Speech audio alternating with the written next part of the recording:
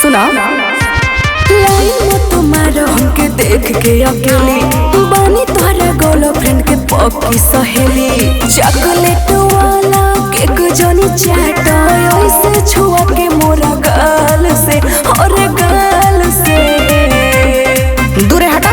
हो गोइल बीरे कप हमार कलिए मोरा माल से कछ में रहो हमारा तू ए गोरी नया साल से।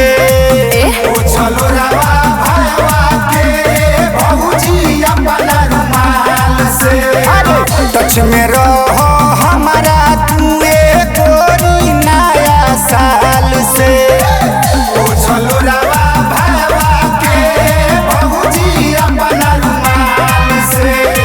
ज्यादा मत बोला।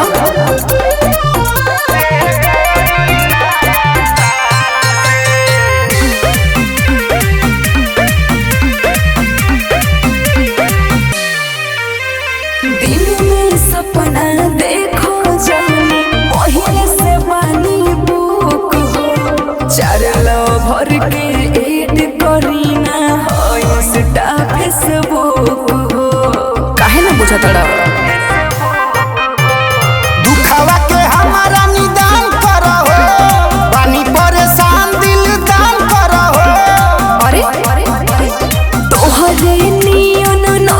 की कूदी एक डाल से दूसरे डाल से और डाल से समझ ला। हो गोइल बीरे कप हमार कलिए मोरा माल से टच में रहो हमारा तू ए गोरी नया साल से। ओ चलो रवा भयवा के बहुजी अपना रुमाल से टच में रहो हमारा तू ए गोरी नया साल से।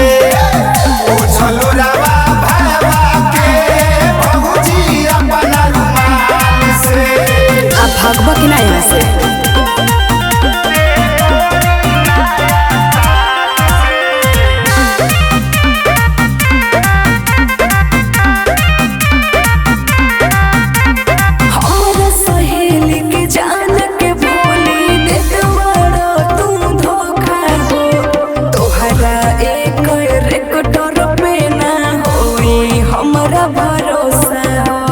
सब बुझाता है बाबू